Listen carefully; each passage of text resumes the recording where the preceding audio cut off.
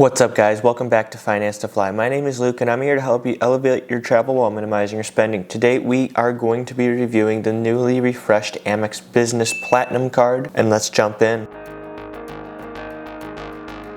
So for the annual fee, just like the personal card, it was raised $200 from $695 to $895, and the standard sign-up bonus is now 200,000 points after $20,000 spent in the first 3 months. For earnings rates, you're going to earn 5 points per dollar spent on flights and hotels booked through the travel portal, 2 points per dollar spent on key business purchases and purchases over $5,000 or more, and then 1 point per dollar spent everywhere else.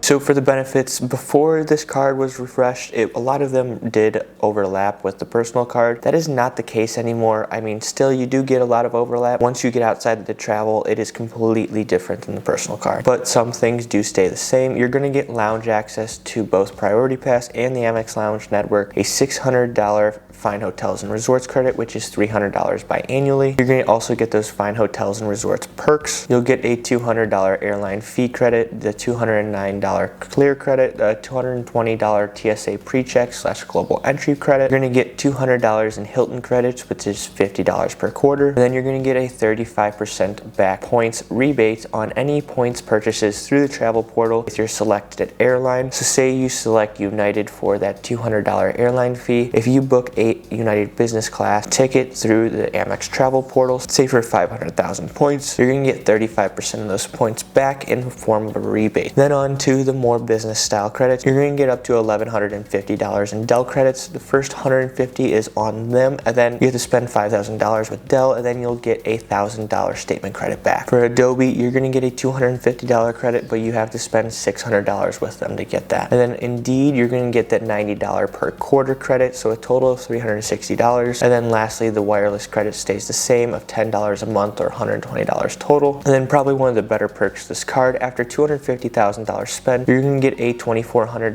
Amex One AP credit and a $1,200 Amex Travel flight credit. And then that's not to mention you get Marriott Gold status, Hilton Gold status, Sterling status for leading hotels of the world, car rental status with Avis, Hertz, and National, return and trip protections, and no foreign transaction fees.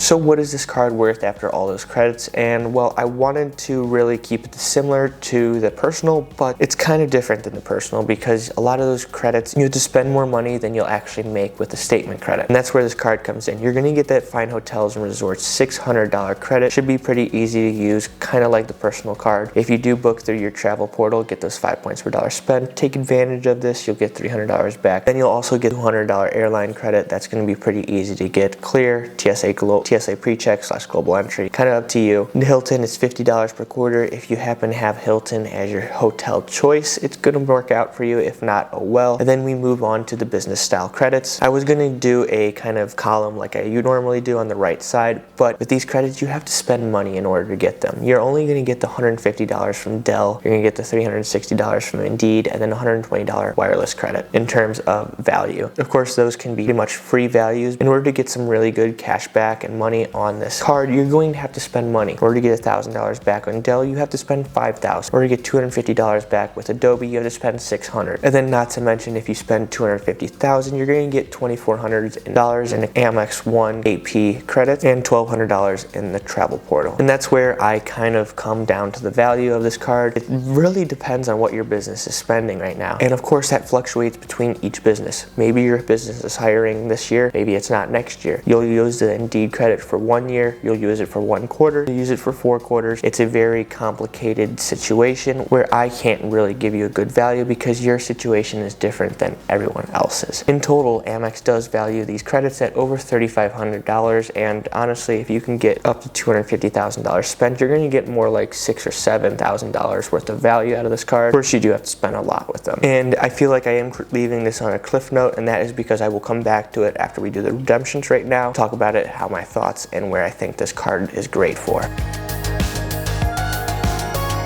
Like I mentioned, we're going to be jumping into redemptions. I wanted to show some good redemptions with Amex, not really caring about the cent per point value, but just showing you where you can go with your Amex points. So this first one, it's going to be New York to Bogota, Colombia. This is a direct 6-hour flight, and guess what? You can book a business class flight for only 40,000 miles and about $100 Canadian through Air Canada's Aeroplan. This is a solid way to redeem your points. You have to travel down to South America. This could be a great way to get there in business class. Next up, we have a JetBlue redemption. Usually we don't do JetBlue redemptions on Amex videos because they have a 5-to-4 ratio, meaning you transfer 5 Amex points, you're getting 4 JetBlue points, but they have good deals and you can get some good value out of even with that poor transfer ratio. Like the one on the screen right now, you have a flight from Boston to Frankfurt in business class. You're only going to be paying $14 in taxes and fees and 54,000 JetBlue points, which you'll have to add another 20% on top of that, which is about 65,000 points. Honestly, not a terrible rate. It's become really hard to find those low rates, so this is actually not that bad of a redemption, especially with your Amex points. Of course, if you get a transfer bonus of 1-to-1, would be even better. Then last but not least, we're going to be crossing country on this next one. We're going to be going from JFK to Portland, Oregon, and this is going to be a 6-hour long flight. We're going to be redeeming this in Delta first class for a direct flight. It'll be 63,100 miles and $6 in taxes and fees for this one-way ticket. It is kind of expensive, but it is a 6-hour flight, so I do think 10,000 points per hour of flight is a pretty good rate, especially for Delta. Delta is usually sky high on their prices, but this would be a good rate to redeem your points on.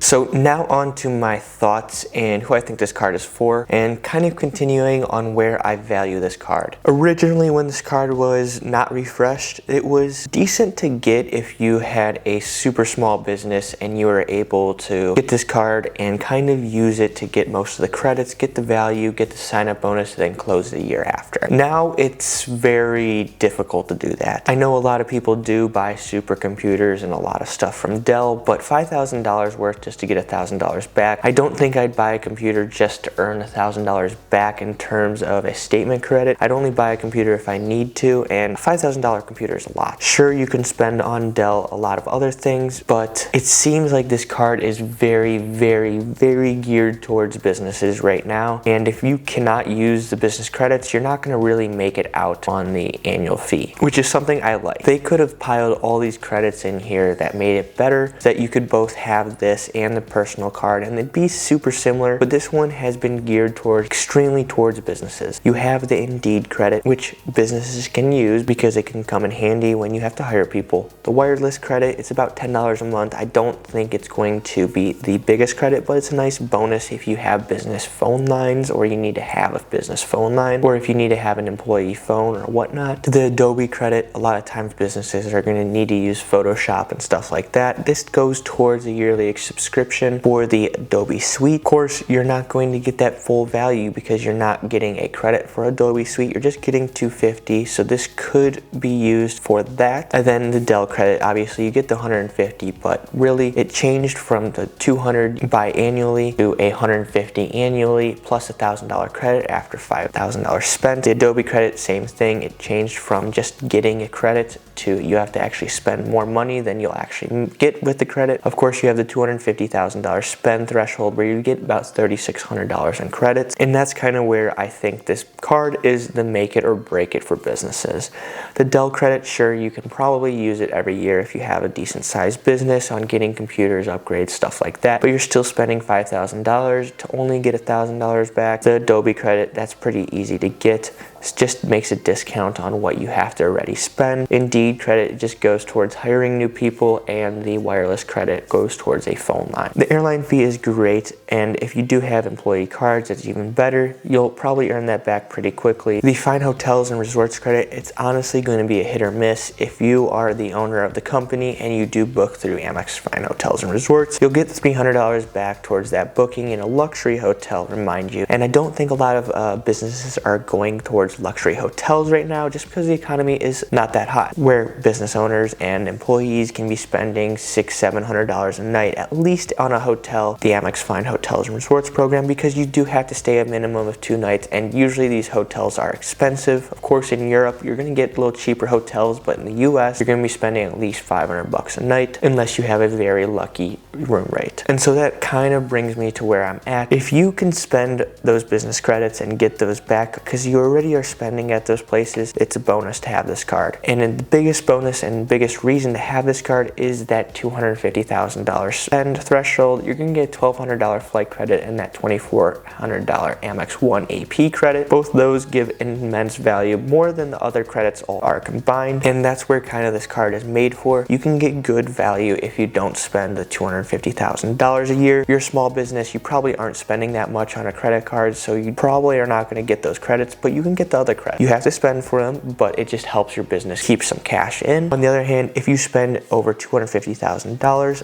a $2,400 statement credit on your AP is pretty decent, and not to mention the $1,200 flight credit. I'm not sure how you can use that, if you can use that for personal or whatnot. If you can use that, that can save some money. Maybe it gives you an upgrade if you have to go to a trade show or something. It allows you to upgrade your flight because you have a credit. It's very, very geared towards business is what I'm saying. You have to look at your business spend. If you spend on Dell, you spend on Adobe, you spend on Indeed, this card is great for you because you're going to get money back. If you don't spend on any of those, if your business does not have anything to do with those, it's probably not going to benefit you. And then of course you have the $250,000 threshold. If you do just happen to put thousands of dollars to spend on it a day, a month, or whatever, and can hit that $250,000 threshold, then yes, I think it could be useful for you because you can get that $3,600 worth of credits. And I mean, all you have to do is put spend on it. I mean, you just need to grind out spend on the card and you get $3,600 in statement credits. But both of those, I guess, gives this card a two-pronged approach. You can either have a business that maximizes those credits and uses those credits that are worth about $3,500, or you can just put a lot of spend on this card and still get about $3,600 worth of value on this card. With that, it gives a true two-pronged approach, and the best part about it is any purchase over $5,000, you're going to get 2 points per dollar spent on that. Really incentivizes the bigger purchases. If your business cannot mold into either spending over $250,000 or spending at Dell and those specific vendors, you're probably not going to be better off getting this card, and I would just go for a card with a $99 annual fee. Remember, $895 is a lot of money. It's close to $1,000. I mean,